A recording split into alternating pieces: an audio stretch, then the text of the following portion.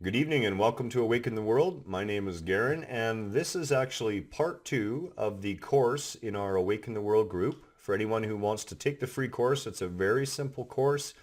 Don't let the simplicity of the course fool yourself. The 4 pages of this course can do more for you than $100 an hour therapy will ever do if you follow through with it. So today we're going to talk about the agreements, and this is page 2 of the course, and this is probably the most important page out of the whole deal, because these agreements are something that not only do you have to remind yourself of constantly, but you really want to allow them to sink in at a much deeper level than just the surface. And over time, you will find that the agreements do not become something that you speak as a mantra in the hopes that what is what you are. Over time, you will find that the agreements are simply manifesting a agreement with what you are seeing in yourself. Okay, and that's the beauty of these agreements. It's much like the Ten Commandments. The Ten Commandments weren't commandments, don't do this, don't do that. That's a total screw up. The Ten Commandments were actually promises that when we were on the path, when we were actually faced in the right direction and going in the right way, we would experience in ourselves these things that we would find ourselves not doing anymore. No, it sounds a little wacky. We're going to talk about that. I'm just going to make a note about the Ten Commandments because that will make another fantastic video. So let's go right on to the agreements today. As I said, on page 2, and you can find this document pinned to the top of the course, or you can get a hold of us through Messenger or through awakentheworld.ca or our Awaken the World page, Facebook, whatever the case may be, YouTube. We have a channel there as well. And just drop us a line. I'll happily send it to you. And we'll work with you to help you through this course. This is what we need. We need to wake humanity up, and it starts with us. So these agreements are to be read out loud or within as necessary. It depends on your circumstances at home. Reading them out loud can actually be more powerful in some ways. But there is really no difference. What matters is the desire within yourself and the intention that you place out into the universe as you intone these agreements either in your head or out loud. I do prefer that at least for the first couple of times you try to do it out loud in front of a mirror. And there's a reason why. When we gaze into our own eyes, we see that there is no argument about what we are saying. You can actually see that what you are has no argument with what you say. When you look into your own eyes, it's actually looking into your own eye because you can't look into both of them simultaneously. It gets fuzzy and cross-eyed. I've tried it. And you will actually see that your higher self, when you intone these agreements, that your higher self is quite nonplussed about it. There's just an acceptance of these. And that's a wonderful thing to realize the first few times that you do it in the mirror. So number 1, I am a powerful spiritual being having a human experience. And I came into this world equipped with everything I need. What does that mean? It means that the moment you were popped out of your mother's womb, you were a whole and complete powerful spiritual being here to have a human experience. There is nothing in this experience that can add to what you are or take away from what you are. The only thing you gain in this relative universe is experience. Relative world experience, the experience beyond the absolute, the experience of hot and cold, of pain and joy, of up and down, of left and right. Only in the relative universe can we experience this. And we are here to evolve within that experience. Number 2, what I perceive as problems have no existence as problems except in my mind. This is a big one. And if you haven't watched the video on thoughts and perceptions, this goes along with this 100%. All our so-called experiences of life, which is actually happening through us, not to us, are directly relatable to the way we perceive and think about what's happening. That determines everything. Again, simple example, rainy day. One person says, oh, it's terrible. The other person says, wonderful, the plants are getting water. Neither one is wrong or right. But as far as reality goes, it simply is raining. On to number 3. Everything I experience is based upon my own interpretation of reality as I see it. And that reality is Maya. It is the illusion. My own judgments create my existence and how I feel about my existence. Let that sink in for a moment. It is our own judgments. We, the ego inside, is its own worst enemy. That's why, like I said, you've got this dysfunctional roommate in your head. You can't kill your roommate and bury him in the backyard. You need him to pay his share of the rent. But you can certainly love and help your roommate back to health. And this is a great way to do it. I am not the voice I hear in my head. I do not have to buy into or believe the voice in my head.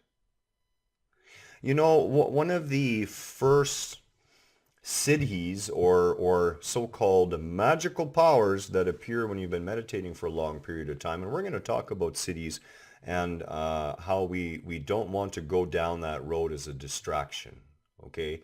But one of the, and it is an advantage in many ways, that you become aware of, that we all possess, and the more aware you become, the more you realize you possess this, is your ability to discern the truth behind what is being said to you, even when it's coming from your own ego.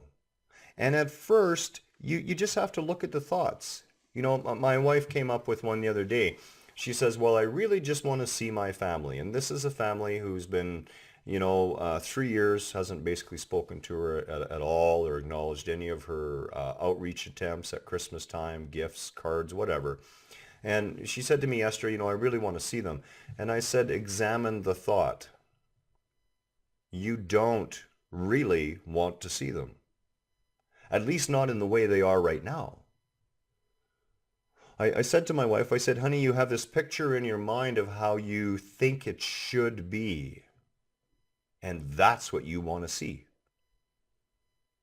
And my wife is working on this, and she is, I'm going to say 96% open, maybe 97. There's a few little percentages there she's having trouble with.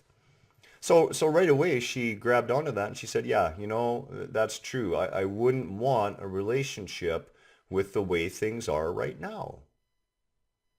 They're just not in that space yet.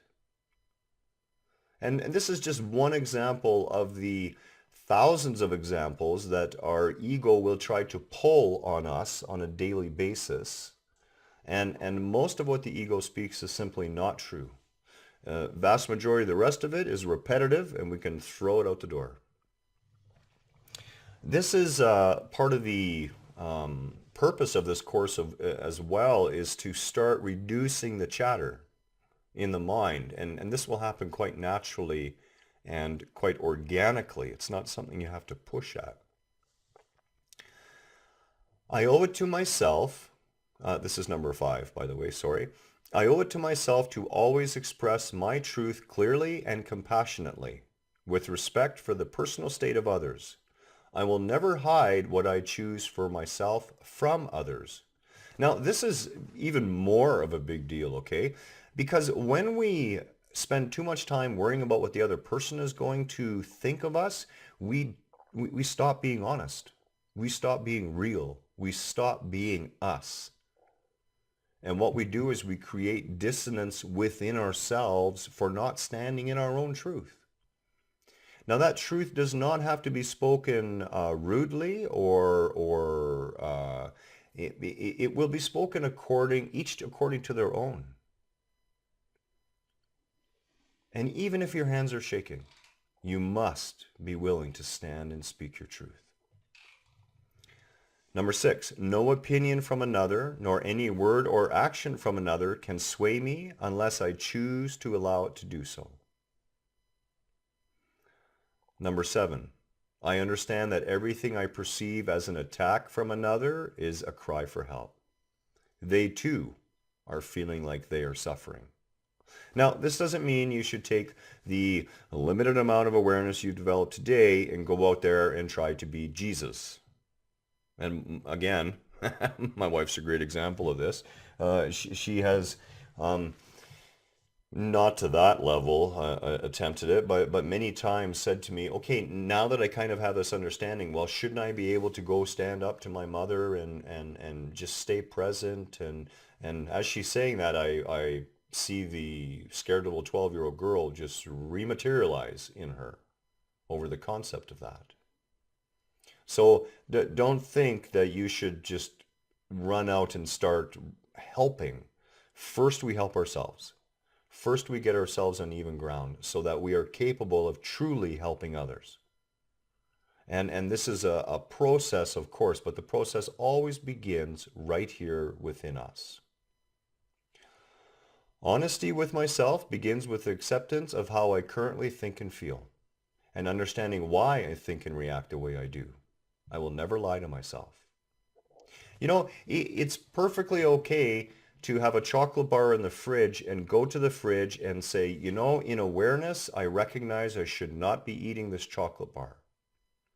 But at the same time, the piece of me that's feeling bad right now, I've decided I want to give it the chocolate bar. So I'm going to give it half the chocolate bar. And you don't have to feel guilty about that. Coming clean with where you're at is the beginning of all healing. It's the beginning of the restoration of your personal power. It is not an admittance of weakness. There are no weak beings on the planet. Confused, yes, but we are all powerful beings here having a human experience. Number 9, to serve others, and I briefly touched on this, I must care for myself first and foremost. When we allow our own energy to be drained away, when we allow life to suck everything out of us and we try to give and give and give, we become empty inside, and the quality of our giving can literally become a sickness. And we never want that for ourselves or for anyone else. We want to be able to keep giving all throughout our lives. And the way to do that is to start first by giving to yourself, by caring for this being here on the planet, this vessel that you manifest. Number 10, I love myself. I want you to look into the mirror and say this to yourself. I want you to hug yourself and say it. I love myself. I have no reason to feel fear or guilt. Those are the 10 points of the agreement, and we're going to discuss more of this course in some upcoming videos. I hope this has been a helpful start. This is part 2 after the introduction, and part 3 will actually continue with the tips and take this whole thing just a little bit further again. Namaste, have a wonderful evening, and may you be blessed.